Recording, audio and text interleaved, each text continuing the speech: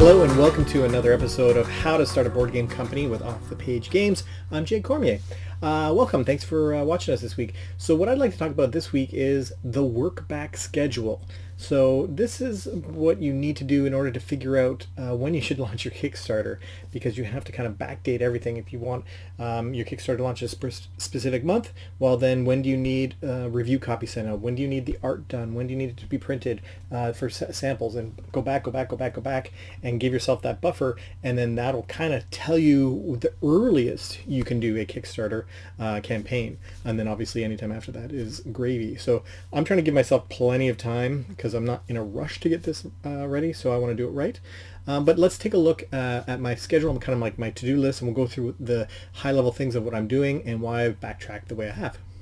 Here's what I did. I kind of did a date, a topic, which a lot of things as you'll see don't have a topic yet, but they do down below. What's the action that has to be done? Who's going to be doing it? You can see it's a lot of me right now, but of course we're going to get a lot into our artist. Matt is going to be doing a lot.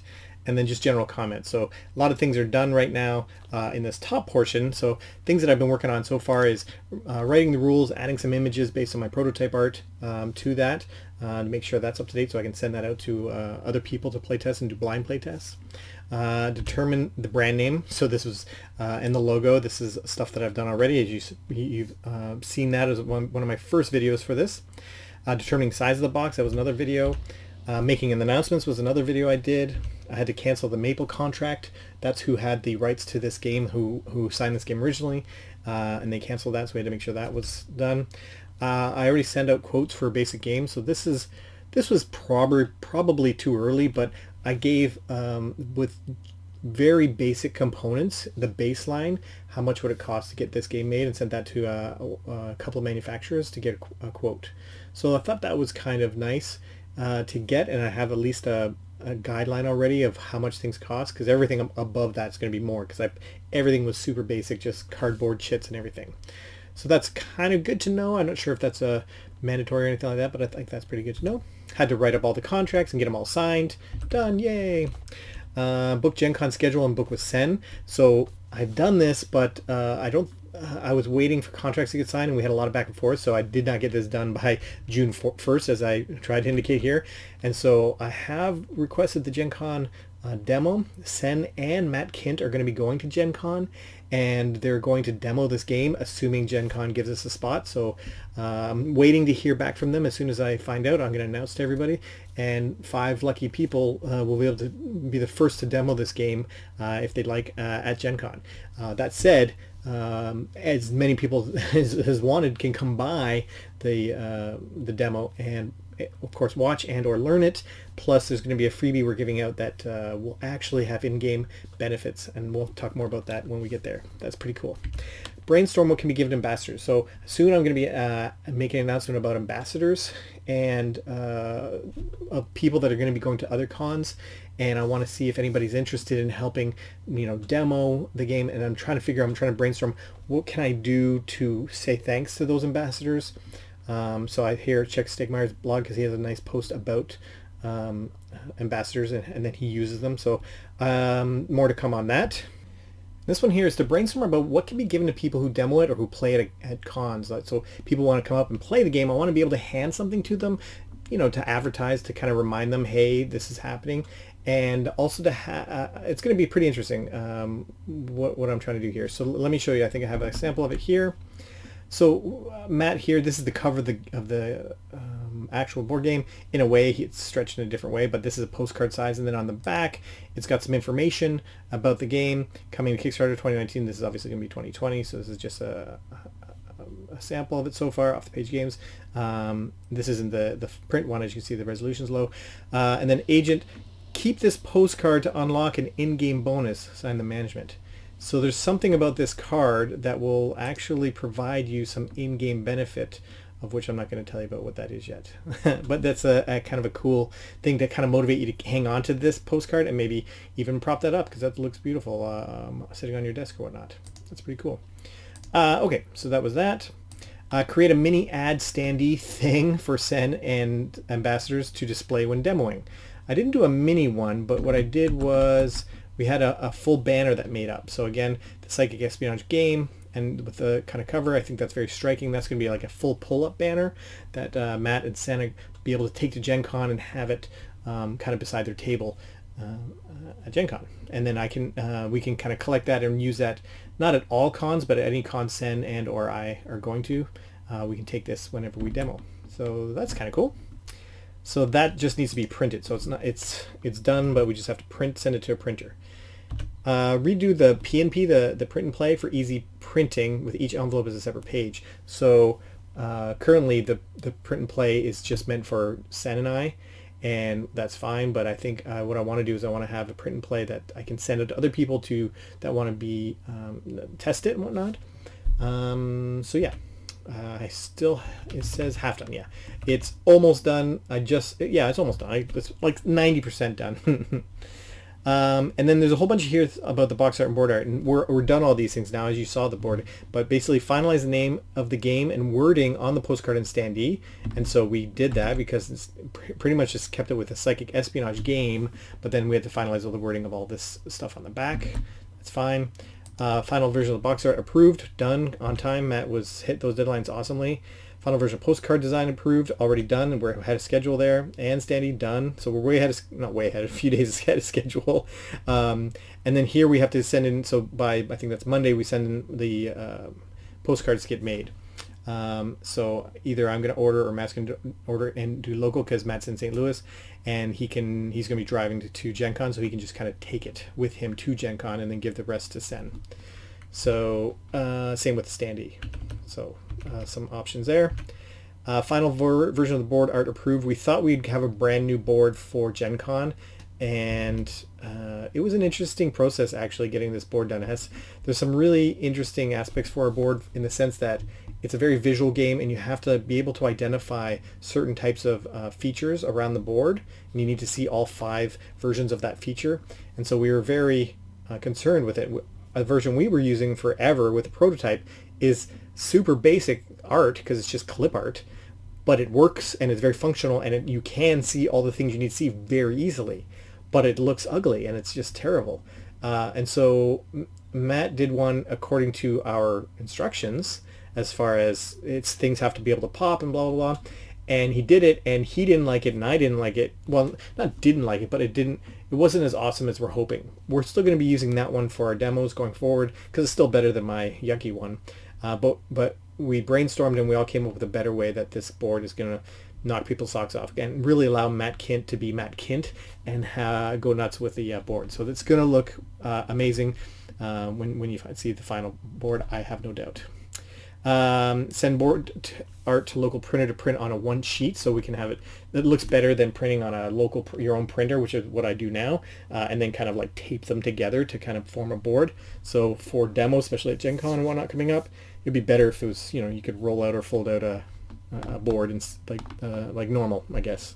But going on, they got to pick up postcards next week once they get printed, and have standee delivered by this date. These are all very specific because we had to make sure we were ready by Gen Con. Here on after, they're not this specific of deadlines. Print out new board with newer art using a home printer if other options not available. So if we can't get the board printed, let's make sure by July 30th we're printing out a new one. And then August 2nd is our current Gen Con demo set up for Sen and Matt to do. I'm not going to be at Gen Con, unfortunately, but Sen and Matt will be. So just waiting for confirmation on their times. Saturday at 4 p.m. was the requested slot time. We'll see if that's what we get. Today I'm going to be posting about ambassadors. So hey everyone, if you want to be an ambassador, I'll send you a demo of this game and blah blah blah. And so that's exciting. Maybe I'll do another video post about ambassadors as we go. Write the ambassador contract is something I have to do. So I recently got asked to come to Fan Expo as a guest, and I liked their contract. It was very specific about the expectations, about tweeting this many times, and it was great. I thought it was actually really, really nice. Get a bank account. I did that today. I actually went and got my bank account today. So that was exciting. I did it. I'm done it. That took 2 hours. That was yucky. I don't like spending time in banks, but I'm done. Then I'm going on a little bit of a vacation this coming week at a cabin. But then when I get back, I want to meet with my web designer, start setting up the new site. Just a bare bones one. I mean, there's super bare bones up right now with nothing, but let's get some more going. And then ongoing with no specific date is these cons. Once I start hopefully finding people that want to be ambassadors and help this company out and start playtesting and demoing, not playtesting, but actually demoing the game, then that'll be exciting. We'll start adding more things into these calendar. Then now we're getting loose with our timelines here. Like all of August we have, let's finalize early August the components and if there's going to be a deluxe version or not. So I did a whole post about base versus deluxe, and it's looking likely that there will be one, but I'm going to finalize all components, and then that's when I'm going to start sending information out to the manufacturer and start getting actual differences in the actual what I'm thinking is going to be the final thing. In August I want to complete the game trays form, so for the very least, if there is going to be deluxe, I'm going to use game trays, and they have a really cool form. I think they'll make an entire episode about filling out the game trays form. Apparently it's very in-depth. I'm looking forward to doing that. And then August and September, work on all assets for the art and continue to improve the PnP as Matt provides the new updated art. So through those 2 months, I know he's super busy right now, but he's obviously dedicated to this game as well. I think then in October, we can start working on the rulebook, because I would like to have as much of the rulebook done before the campaign. I kind of want to be as ready to go so that the printing can happen almost as soon as the campaign is over, with a few maybe changes based on some feedback from the Kickstarter community, of course, but I want to be able to go as soon as possible to try to get the games in people's hands as soon as possible. November 1st, I'm going to ask if Matt can start working on the mini comics. So this hasn't been announced yet, but there's going to be little mini comics telling the mind management story in each of these secret envelopes that are in the game. So that helps tell the story. I think that's going to be awesome. October 4th and 6th, there at the very least will be Shucks demos, because Sen and I will be in Vancouver to demo this game at Shucks. So if you're going to Shucks, seek us out. I'll probably have more posts about that in the coming future. November, I want to start creating a media plan and coverage and figure out who I want to send this to, who are all the reviewers, how do I want to get some interviews going, line them up, and get them. I want to kind of be ahead of the curve as opposed to giving people 30 days notice, which is doable for a lot of people, but it's tight. And if I can get ahead of the curve, it might give me more flexibility of when they can launch the content.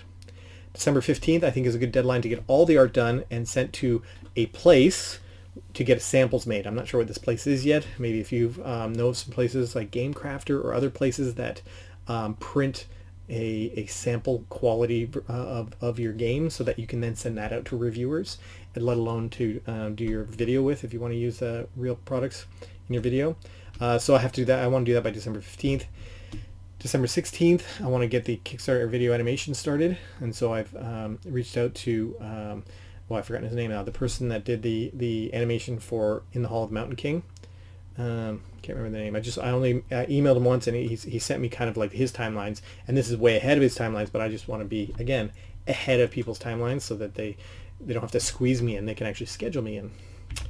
Then starting in January, well, let's start creating the Kickstarter page, start laying that out, and getting more art assets from Matt to kind of help make that page look great. January 10th should be my deadline to get samples games mailed to reviewers, so that's from December 15th. Hopefully by January 10th I'll have all of the samples printed and back in my hands, and then on the 10th they're all going out to reviewers. That'd be cool. I'm not sure how many do that of those yet. That's going to come later. Then February 1st I'm going to start lining up the interviews and podcasts. So I created the media plan back in November, and I think this is where I'll start to now start reaching out. Hey everybody, let's start doing some interview podcasts. I might even do that earlier. It seems like it's only a month in advance, so I probably will do that earlier, just so that sometimes you call them and you say, hey, I've got this game, let's do an interview, and they're like, yeah, we don't have a slot open for like a month and a half or 2 months, and you're like, oh, that's late. That's my Kickstarter's already over by then, or whatever. And then follow up with reviewers on the 15th, not the interviews and podcasts, but the reviewers, to make sure we can have some of their content in time. And finalize Kickstarter and get some feedback by the 20th. It gives me enough time to hear the feedback and make changes based on that. And March 3rd to 26th is the current proposed Kickstarter launch date. So I think this works. I kind of targeted March 3rd to 26th. I had good success with that this past year with Fail Faster. Those are very similar dates for that. So maybe this is my window if it works out very well. But I think it's important to have, this is super loose, and I'm just using Google spreadsheets here, so it's not like I'm using any kind of program to do this. That's crazy. But I think you need some sort of workback schedule, at the very least, as loose as this is, to hold yourself to. I'll be updating a lot of these dates as we move forward, hopefully not impacting this. Hopefully this is going to dictate everything prior, like, well, if we need to hit that, then this has to change. We need this earlier. We need this early. We need this earlier. But taking a look at this, please let me know if you think I am missing the boat on something, or if I totally forgot to add something to my workback schedule. What am I missing? Or if something is like way too late, tell me, please. If people are like, no, you got to start creating your Kickstarter page 3 months in advance or something like that. Let me know. All right, there you have it. There's the workback schedule. Not a glamorous episode this week, but a super important one. I think it's really important you create that workback schedule. Obviously it's got to be flexible, but there's going to be some dates in there that are going to be pretty hardwired. As soon as you start finding out from your viewers saying, we need it this far in advance in order for us to hit your deadline that you've given us to get that review back, then that becomes a hard date that you cannot move, and everything else has to be based around that date. And same with when you want to send it to a printer, find out from the printer, and I haven't done this yet, how long, once I give you my stuff to create a sample, how long does that take? And then the shipping as well, how long does that take? Because then I have to get it out to reviewers as well. So keeping in mind shipping prices as well, so you don't have to pay exorbitant amount because you're shipping overnight and paying for the extra costs that you can allow for a week delivery or whatnot, based on your timelines, if you can help it. Yeah, that's it for me this week. Thanks for tuning in to How to Start a Board Game Company with Off the Page Games. Thank you.